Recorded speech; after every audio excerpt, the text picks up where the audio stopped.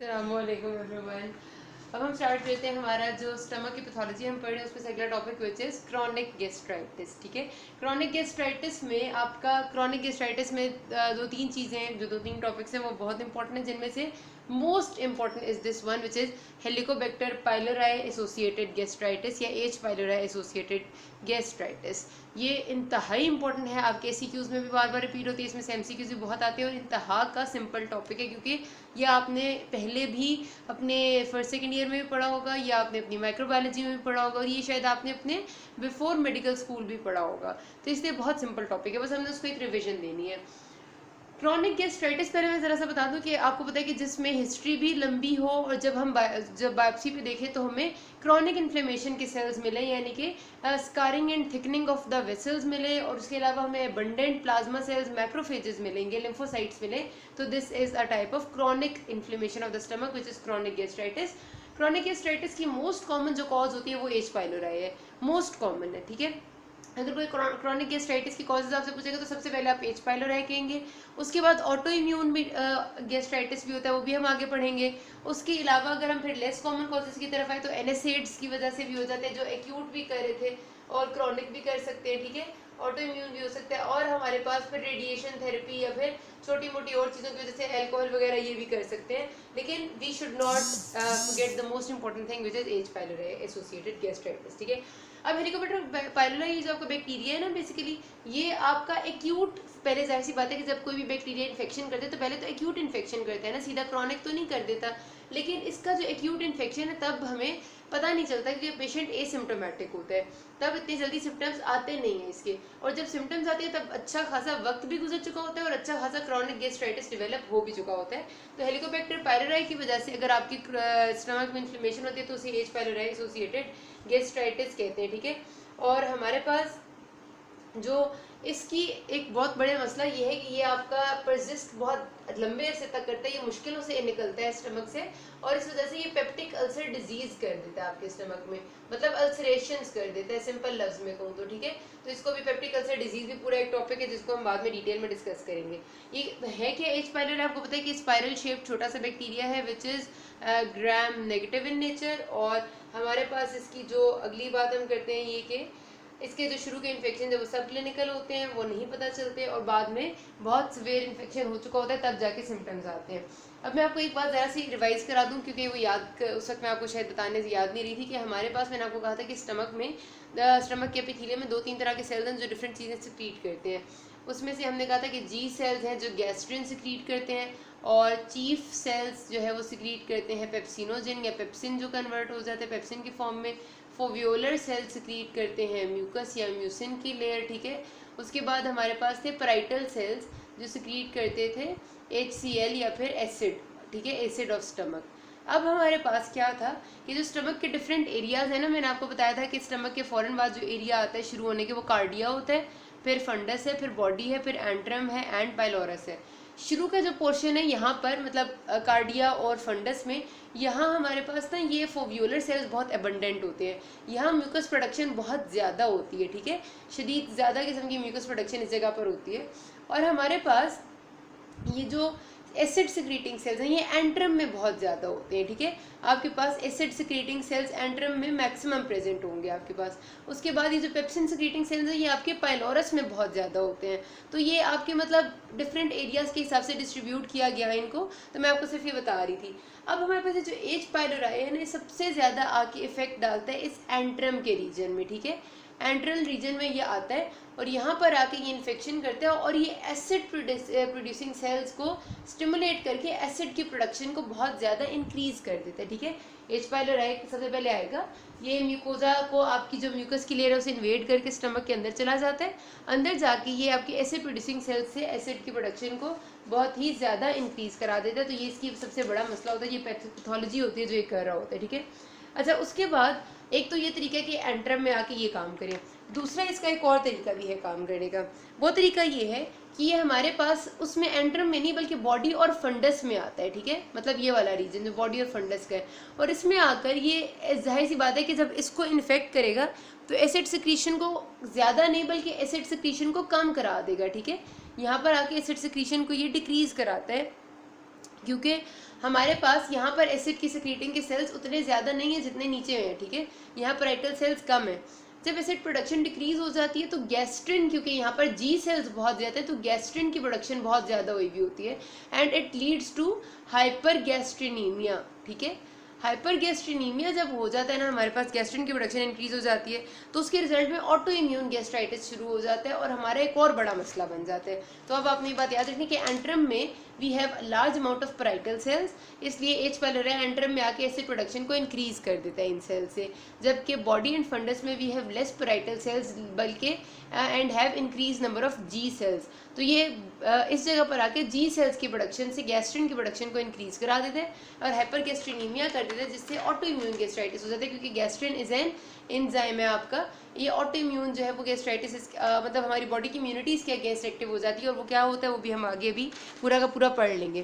तो ये इसकी पैथोलॉजी है। एपिडेमियोलॉजी की अगर मैं बात करूँ ना, तो ये देखा गया है कि जो पॉवर्टी है, पुअर एरियाज हैं जहाँ पर ना तो फूड्स के प्रॉपर सप्लाई या ना हाइजीन है पूरी, ना सैनिटेशन है, वहाँ पर ना उन एरियाज में ये एच पाइलोराई ज़्यादा फ्लरिश करता है, जबकि वेल डेवलप्ड कम्युनिटीज़ में ये इतना ज़्यादा नहीं है, ठीक है।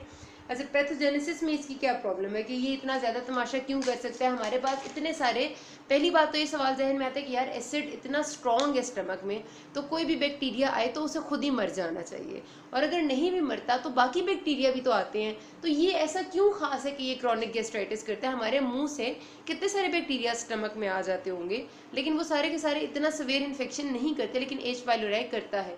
उसकी वजह है कि इसके पास 4 चीज़ें जो बड़ी स्पेशल हैं इसकी। पहली चीज़ है इसके पास फ्लैजेला है। हर बैक्टीरिया के पास फ्लैजेला ज़रूरी नहीं है हो, मतलब होता है, बैक्टीरिया की कैरेक्टरिस्टिक में होता है, लेकिन ज़रूरी नहीं होता। फ्लैजेला इसको मोटाइल करता है तो ये आराम से मूव कर रहा होता है एक जगह से दूसरी जगह, दूसरी जगह तीसरी जगह, ठीक है। दूसरी बात, ये करता है produce enzyme which is known as urease, ठीक है। यूरिया ब्रेथ टेस्ट भी आपको याद होगा। ये जो यूरिएज एंजाइम है ना, ये हमारे पास क्या करता है कि ये जनरेट करता है यूरिया, और यूरिया जो है वो अब जब ये यूरिएज एंजाइम की वजह से क्या करेगा, ये अमोनिया से ना यूरिया बना लेगा। अमोनिया तो वहाँ पर पड़ा हुआ था, म्यूकस की लेयर में जो अमोनिया पड़ा हुआ था ना, उससे ये बना लेता है यूरिया, क्योंकि इसके पास एंजाइम है। जब ये यूरिया बना लेते हैं तो वो यूरिया की लेयर ये अपने इर्द गिर्द, ये अगर बैक्टीरिया ना तो इसके इर्द गिर्द यूरिया की लेयर आ जाती है। वो लेयर जो है ना वो इसको स्टमक के एसिड से प्रोटेक्ट करती रहती है, इसलिए इसे स्टमक एसिड डाइजेस्ट नहीं कर सकता, ठीक है। तो ये इतना तेज है कि ये जो म्यूकस ऑफ द स्टमक था वहाँ से अमोनिया लेकर उसको अपने लिए अपने एंजाइम से यूरिया बना लेता है और उसकी लेयर इसकी गिर्द जो है वो प्रोटेक्शन कर देती है। फिर तीसरी बात ये कि इसके पास एडहेसेंस है। एडहेसेंस जो है वो इसको कहीं भी एडहेयर करने में जिस जगह ये चाहते हैं हेल्प आउट कर देते हैं। और आखिरी बात, इसके पास टॉक्सिक एजेंट्स है, टॉक्सिन्स है, जो कि किसी भी चीज़ को डैमेज करने में बहुत अहम रोल अदा करते हैं, जिसमें हमारे पास एक इम्पॉर्टेंट है साइटोटॉक्सिन एसोसिएटेड जीन ए।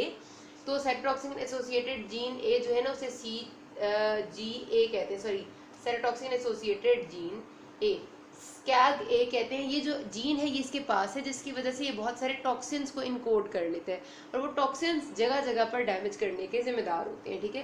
तो ये 4 चीज़ें इसकी बहुत स्पेशल है, जिसकी वजह से ये बहुत ज़्यादा डैमेज करता है। फ्लैजेला है, यूरिएज एंजाइम है, यूरिया बन जाता है और इसको कोई कुछ कह नहीं सकता, एडेसेंस है एंड टॉक्सिन प्रोड्यूसिंग जीन्स है।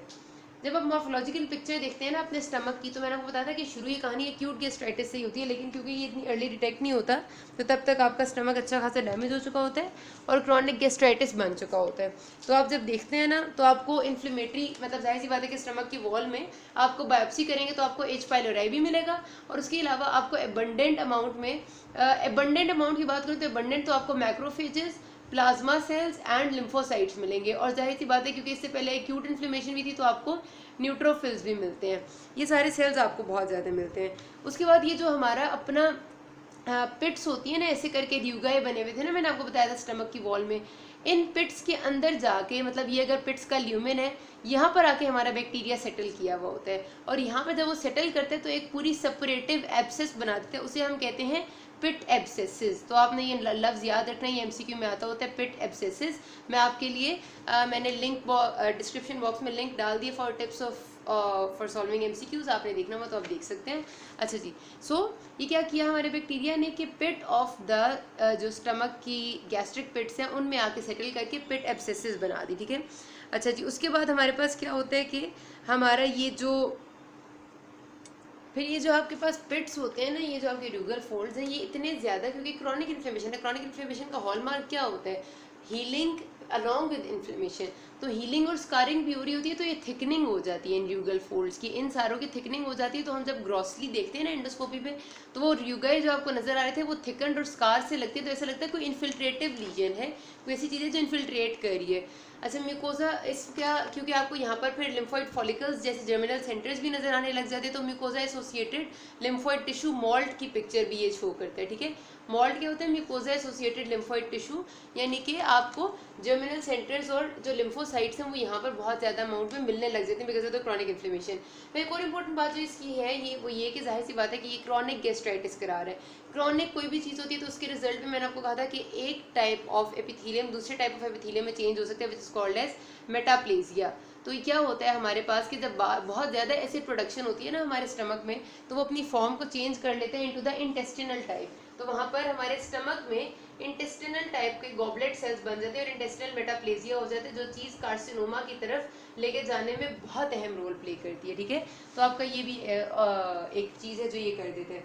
अच्छा, उसके बाद ना इसकी बड़ी अजीब बात है, मतलब ये एच पाइलोर है तो इतना कोई नखरे वाले ना कि इसको बहुत ज़्यादा दिल होता है कि ये हमेशा अगर रहे ना स्टमक में तो फोव्यूलर सेल्स के साथ रहे।